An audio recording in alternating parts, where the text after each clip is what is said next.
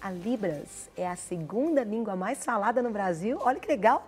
A linguagem brasileira dos sinais, ela foi criada para promover a inclusão social de deficientes auditivos, né? Para a gente bater um papo, a gente entender mais sobre isso, que nós vamos conversar agora com o professor de línguas e fundador do Ministério Efatá da Lagoinha, pastor Ronilson Lopes. Muito bom dia, pastor. Bom dia, Carol. Seja tudo bem-vindo. bem? Eu que agradeço a presença com você aqui. Que bom tê-lo aqui, né? Um trabalho tão lindo. Há quantos anos que tem esse trabalho, pastor? Esse trabalho, você fala na Lagoinha? Que o senhor começou com esse trabalho. Há quanto tempo você trabalha eu trabalho com surdos já há 35 anos. 35? É desde a minha conversão, mas desde criança já tinha contato com surdos. Como é que foi essa experiência para você entrar para essa área, ter essa curiosidade de entender tanto sobre o assunto? Primeiro, tinha uns 12 anos de idade, mais ou menos. Eu fui para uma festa perto da minha casa com meu irmão e lá tinha uma pessoa junto à caixa de som, com a mão na caixa de som e com a outra mão mexendo. Eu achei aquilo estranho, eu nunca havia conhecido uma pessoa surda. Aí, de repente, eu me aproximo para conversar com ele, ele era surdo. Aí ele começou a me ensinar ali o alfabeto manual. Depois daquela festa, fiquei a festa inteira ali com ele aprendendo. Depois daquela festa, a língua de sinais começou na minha vida numa festa, né? E depois daquela festa, ele me apresentou a casa dele, que para chegar até a minha casa passava pela dele. Eu morava no bairro seguinte. Ele me mostrou, me convidou. Aí no domingo seguinte, eu já fui na casa do rapaz e lá ele me apresentou a família surda, pai, mãe e os 4 irmãos. E ali eu entrei no mundo dos surdos, né? Foi para mim assim, uma coisa muito bacana. Você teve muita facilidade? Foi fácil? Como é que foi? A minha convivência com surdos desde criança me possibilitou ter esse aprendizado diretamente com a cultura surda. Né? Então eu entrei na cultura surda pelos surdos. Eu não tinha feito um curso de língua de sinais. Você não teve parentes surdos? Não, não tive. Não foi isso que te levou? Olha que interessante, né? Não foi. Foi o propósito de Deus, né, Carol? Porque a gente sabe que Deus tem as coisas já bem separadas. Ele fala que os nossos dias, ele que planeja os nossos dias, né? É verdade. Então, ali nesse lugar, eu pude, então, conviver com a comunidade surda, com a associação, com a sociedade. Eles têm um time de futebol, jogavam um com outros, né? Aí a gente conhecia, assim, a forma deles jogarem bola, gritar, o juiz apita com a bandeirinha. Então, é uma cultura, é um mundo diferente do nosso. Quando você fala em gritar, fala sobre esse negócio. Surdo e mudo é muito difícil ter, não é? Normalmente eles são surdos, mas não são mudos. Essa nomenclatura surdo e mudo é bem no início, né? Quando chegou a língua de sinais no Brasil, em 1857, no INES, no Rio de Janeiro, com um francês que trouxe a língua de sinais. Então, a surdo e mudo era muito no início. Aí, com o evoluir, eles tiraram o mudo, porque o surdo, ele não é mudo, ele fala. Ele fala com as mãos. Né? Ele fala com as mãos. E também o que emite som não é mudo, né? O mudo é aquele que não tem som.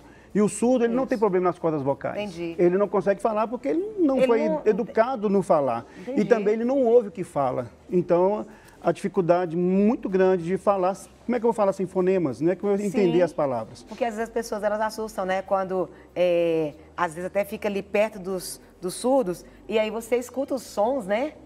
Eles emitem, né, muitos sons, eles falam. Eles emitem sons, falam do jeito deles, usam a voz, expressam alegria, raiva, ódio e tudo ali. E você entende. Por exemplo, eu sou pastor de surdos. Né? E hoje, se eu estiver num ambiente e eu ouvir um zum de algum surdo lá fora, eu sei qual surdo que é. Olha! Por quê? Porque, como eu falo, o pastor conhece a voz dessas ovelhas, né? Então, eu sei quem é. Então, é muito interessante essa forma deles comunicarem. Eles falam com as mãos. Entendi. E também, como você falou, é a segunda língua mais falada no Brasil, que tem uma gramática, semântica, pragmática, sintaxe. É uma cultura, não é uma deficiência. Que interessante. Houve uma evolução nessa questão, né? Porque eu estou perguntando assim, eu aprendi A, B, C, D, E, F, coisas assim. Mas, por exemplo, quando vocês vão para o louvor, são movimentos, eu acho maravilhoso. Eu tinha muita vontade de aprender. Então, assim, eu não via antes tanto, assim, esses movimentos que representavam, às vezes, uma frase. Eu via mais aquela coisa do abecedário mesmo. Hoje a gente vê mais isso. Teve, tipo, também uma evolução com relação a utilizar essas coisas também? O abecedário, a gente fala que é um empréstimo linguístico, né? Da língua falada para a língua de sinais. Então, foi criada, então, as configurações de mãos. Só que o nosso alfabeto veio da França. Assim também como o alfabeto dos Estados Unidos também veio da França. Sim.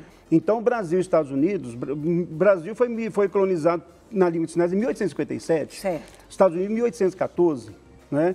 E por franceses. Um francês foi para os Estados Unidos e lá ensinou a língua de sinais. Sim. E o francês veio para o Brasil, ali no Rio de Janeiro, onde conseguiu o prédio ali no bairro Laranjeiras, por Dom Pedro, né? Ele deu um prédio para construir a primeira escola de surdos no Brasil. E então, a língua de sinais, o alfabeto, ele vai substituir as palavras que não tem. Sim. Por exemplo, pai. Eu não sei falar pai, a palavra pai, eu escrevo P-A-I. Então, já tem um sinal de pai que é assim, P-A-I. Pai ou papai, né? Ou faz homem e beija a mão, pai. Então, tem vários também formas de fazer, né?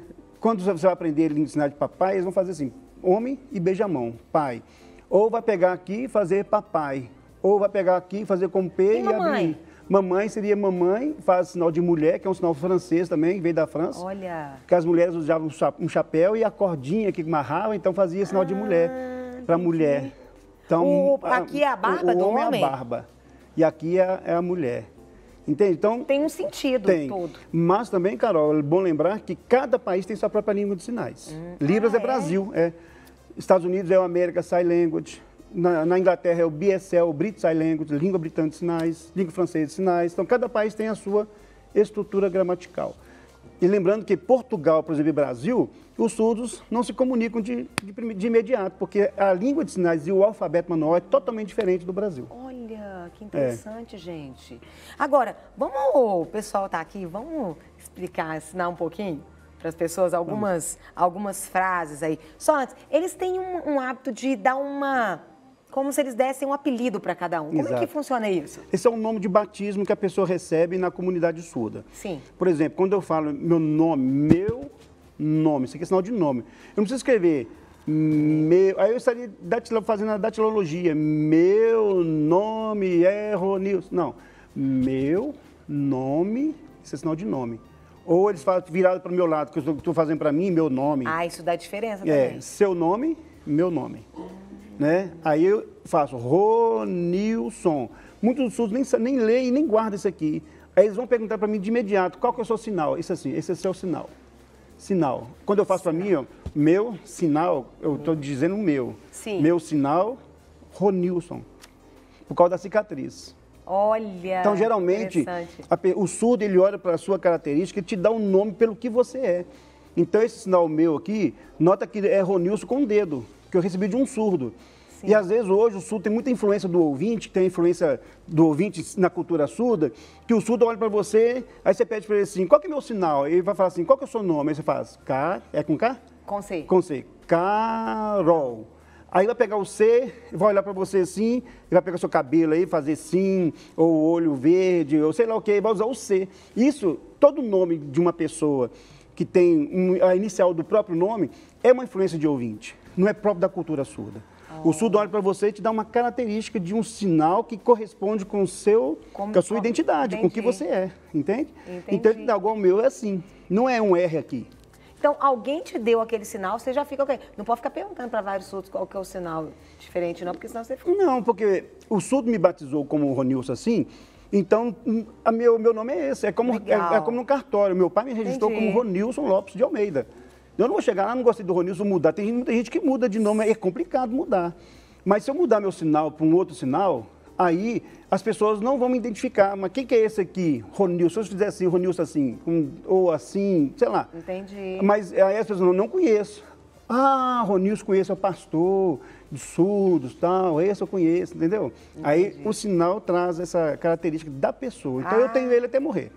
Gente, conta pra gente aí. Vamos ensinar pro pessoal algumas frases. Vamos falar assim, oi, como é que seria oi?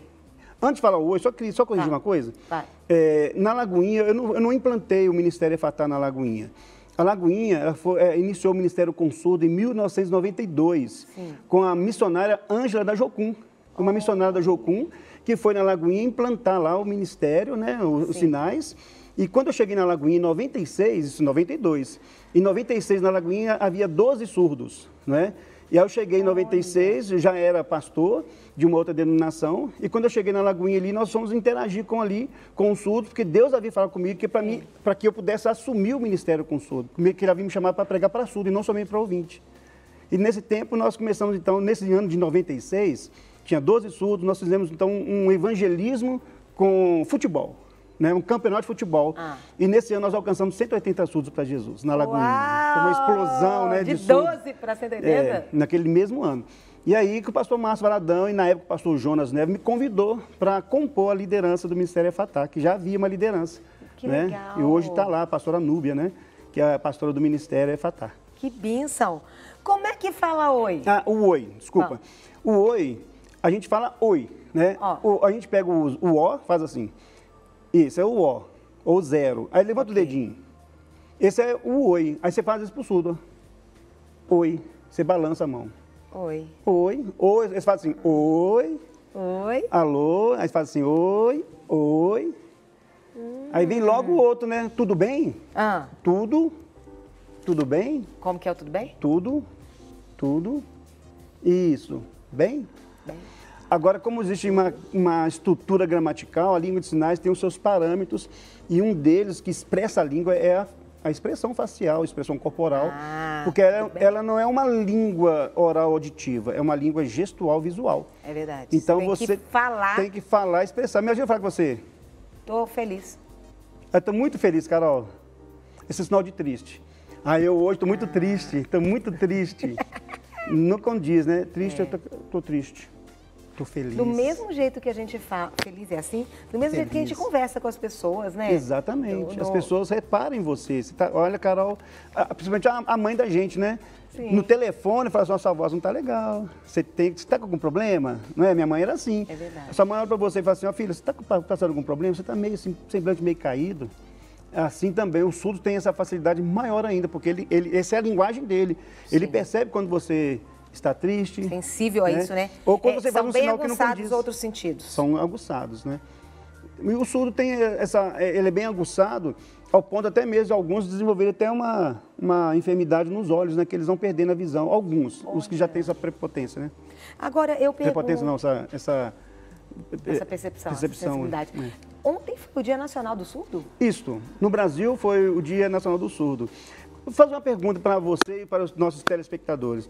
Cada mês do nosso país, ele é representado por uma cor. Sim. Qual que é a cor que nós estamos vivendo hoje? Setembro? Setembro? Amarelo. Amarelo. Por quê? Por causa do mês de prevenção do suicídio, depressão e tudo mais. Isso.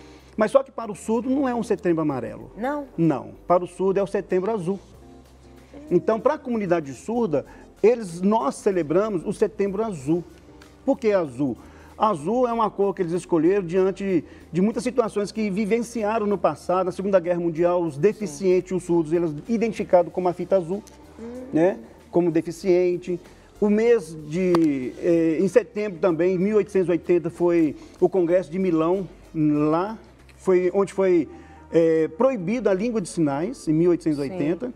Então foi um horror, as escolas amarravam a mão dos surdos, batiam nos surdos. Como você falou, né? Uma cultura mesmo, uma cultura. Você tem que entender a cultura deles. Já no dia 10, mais ou menos, de setembro, foi celebrado o Dia da Fita Azul, né? Para relembrar a história do surdo, mostrando que o surdo também, ele tem uma vivência, uma cultura e tem uma identidade. Então a cor azul para o surdo relembra o sofrimento e relembra também que a sua identidade como identidade surda.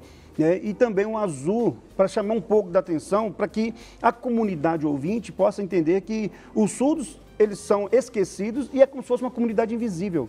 Ninguém vê, só vê se está balançando as mãos, né?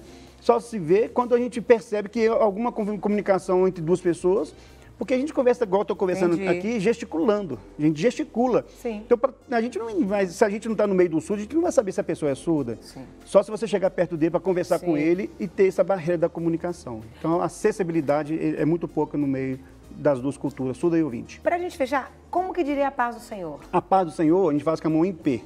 Sim. O P, aí você aponta para frente e faz o Z do zorro.